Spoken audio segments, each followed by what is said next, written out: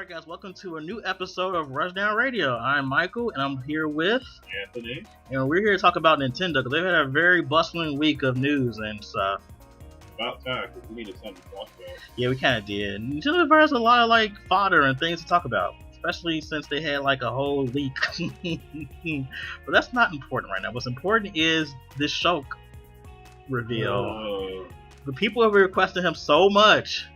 So he's finally here, and that confirmed a lot of stuff in that leak that came out earlier this week. Yep, that has some truth to it. So how do you feel about Shulk's reveal?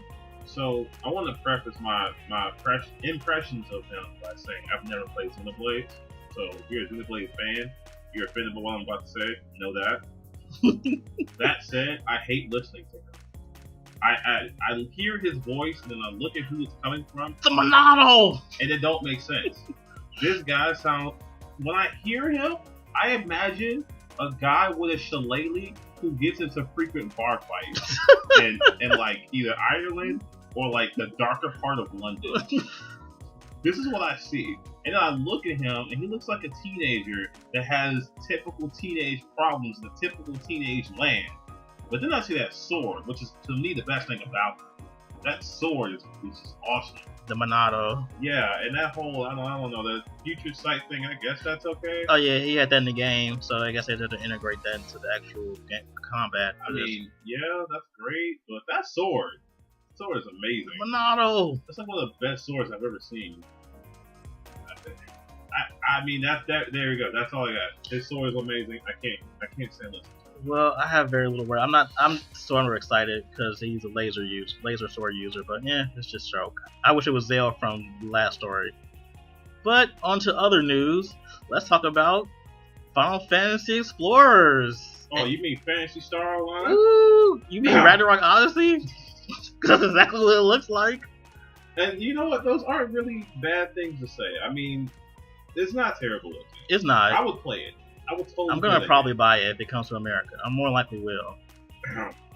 We'll talk about why you're not going to in a minute. Oh, don't remind me. But I like the look of it. At first, I looked at it and I thought this looks like 12, but good. Wow. Okay, we can all admit that 12 had some problems, and one of them was the battle system. Yeah. That whole if I have a blue line leading to you and I'm 12 feet away and I'm a slash, it's gonna hit. No matter if your slash didn't actually hit you. You mad or not? So at least here it looks like distance matters. Yeah. It looks more like an action RPG too. Now that's the thing that worries me. It's not like Square Enix is bad at RPGs, but when it comes to their roster of action RPGs, oh man, why you gotta go there? Well, it's not the best. It's not the best score in its favor. I mean, but this looks good. I mean, we want it to be good. It looks like good. I mean, the best action RPG that I remember is Crisis Core. See? Boom. Yeah, but we can't promise this is going to be Crisis Core. I think this is going to be a promising game. It looks fun. Look at it. A lot of games look fun. That's true. And concept. But we haven't picked up a controller and played it yet. You're right about that. But I mean, this is a sort of like a cooperative game too. I mean, see, already right there. Can't play it. It's cooperative. Yeah. I'm cooperating. Yes, you do. I don't cooperate. Well, you need to start. I don't cooperate unless it entails me winning. If I don't win by cooperation, I can't do it. I think this is the game where if you do cooperate, you will win. I don't know. All those bells are like I can do it myself. Oh my god. You're going to be antisocial in a social game? Like I said, if you don't help me win, I can't play with you. Well, I know that. That's anybody. Well, there you go. So are you excited about Final Fantasy Explorers or not? I will give it a try. I'll play the demo. I'll play a demo too. I can't. Well, I hope they announce this soon because I kind of want this. I mean, this would have been a good game to show at Tokyo Game Show. Hopefully, they have it there this year. I'm so ready. It's going down.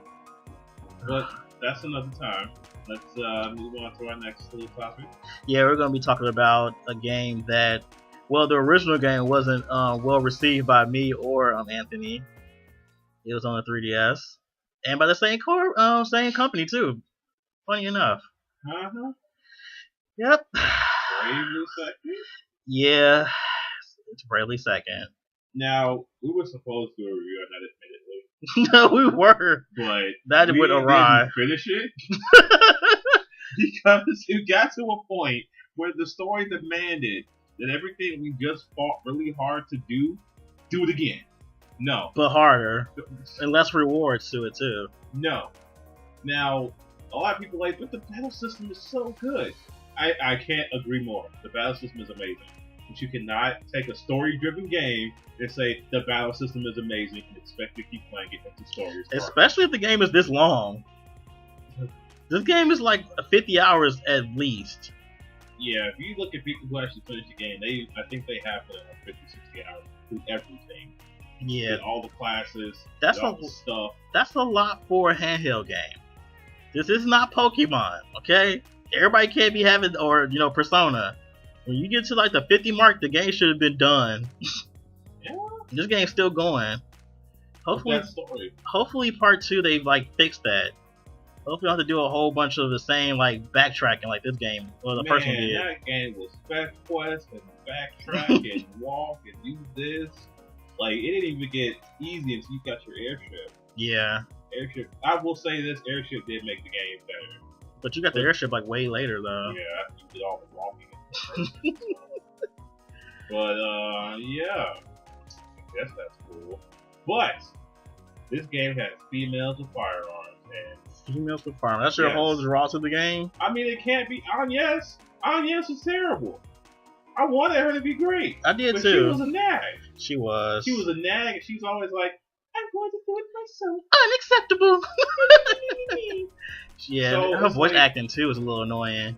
Okay, I can deal with the voice. I couldn't deal with her voice. It's just sometimes. like the voice acting attached to the lines that she had to read.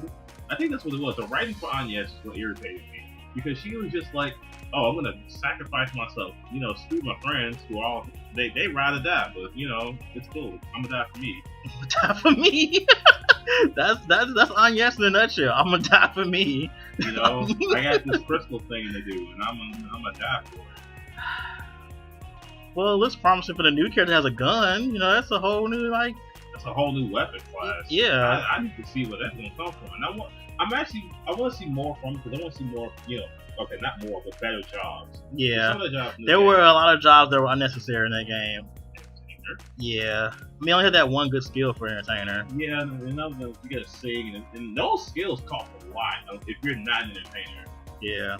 I mean, yeah, it's all about balancing skills and making the best character to your playstyle, and that's also great. But there was a lot of classes that could have been sucked out of this game and not used. there were some classes that didn't work unless you did X, Y, and Z. Yeah. So maybe they addressed that in Bradley second. Maybe. Which will be coming out. I think it's already out in Japan. Is it? I'm not sure. Oh, and lastly, let's not have microtransactions. Fair? Ooh. Yep. Yeah, I remember that Bravely Second. Oh, you can wait for 8 hours for 1 point, or you can pay money to get your Bravely Second right now. Wow. Yeah. 8 hours, huh? Jerks. Well, let's shift gears into the last portion of this. We'll be talking about the 3DS LL. Anthony has a lot to say about this, but we left it into the very last part of the show. So, Anthony, how do you feel about the 3DS LL Cool J? Stop that.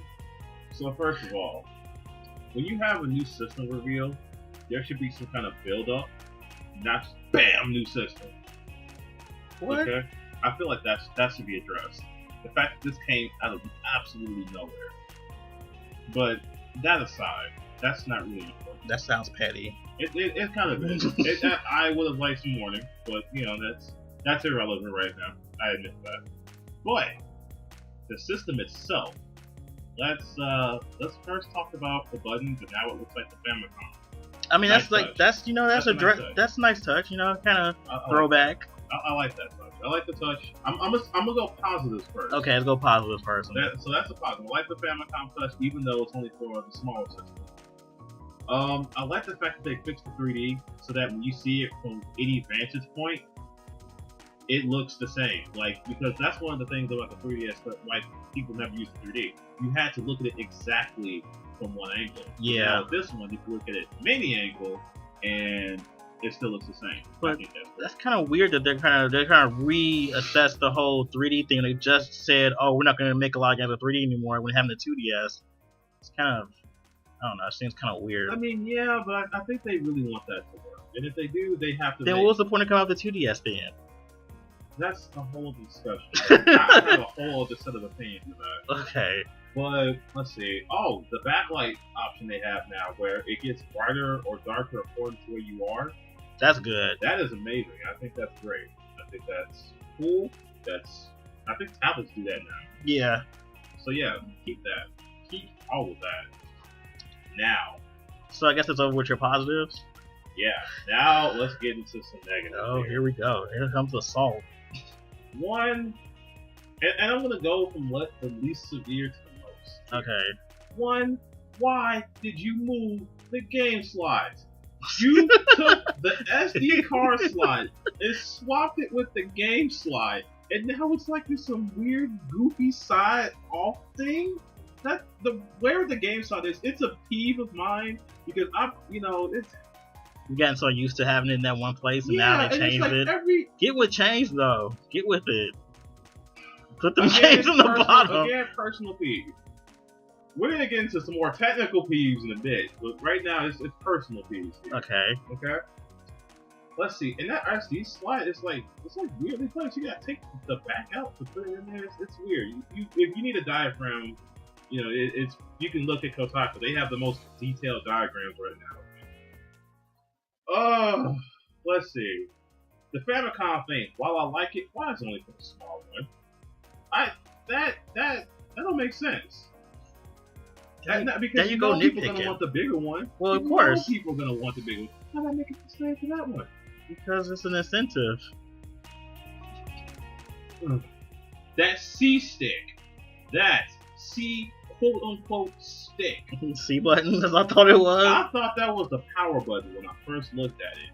I was like, that's a weird place to put the power button. No, that's the C stick. You thought it was the power button. You couldn't imagine how blown away I was to know that was supposed to be a stick for your thumb. That thing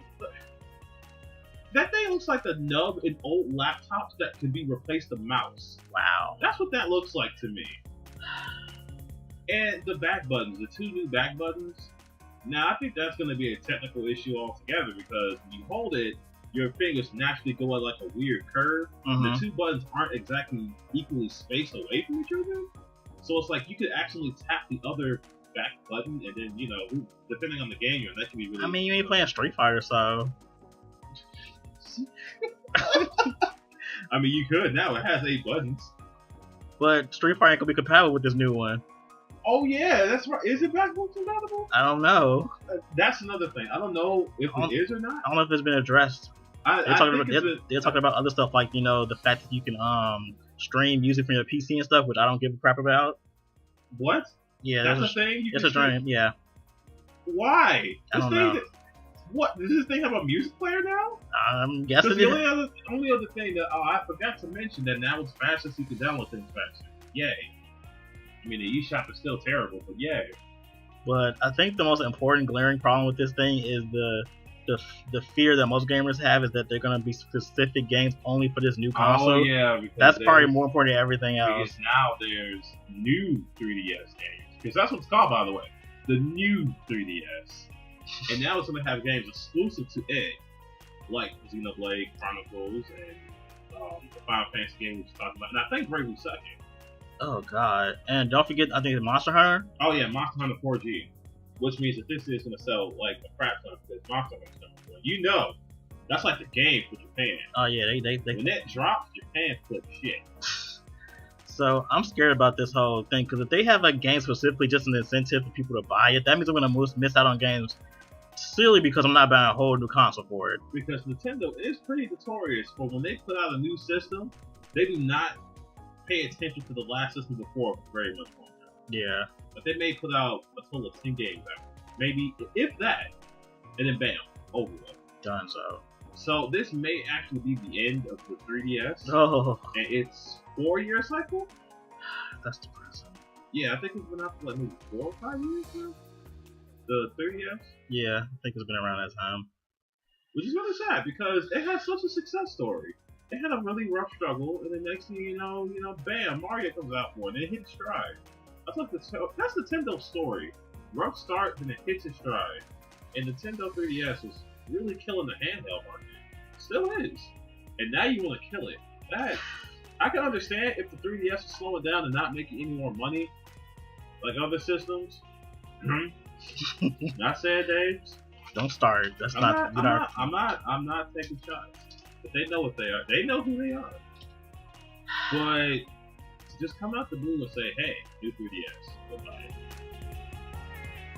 You got a deal.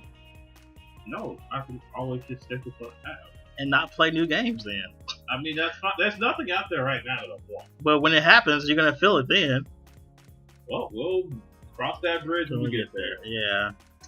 And on that note, I think we're going to wrap up today's episode. Do you have any final thoughts on anything we talked about today? I want to hear more about this new 3DS because right now it's only confirmed for Japan. You don't want to hear more about Shulk? I don't want to hear anything else about Shulk or I want nothing more to do with that mark. Nothing else. Wow. I want to see more from Bravely Second because I want to be assured that I'm not going to have to go through the same crap from the first one. And I want to see new characters because as much as I like the old cast, new faces are always cool. Yeah. So, alright guys, thanks for tuning in to our episode. Let us know what you think, and we'll be back another time for another episode of Rushdown Radio.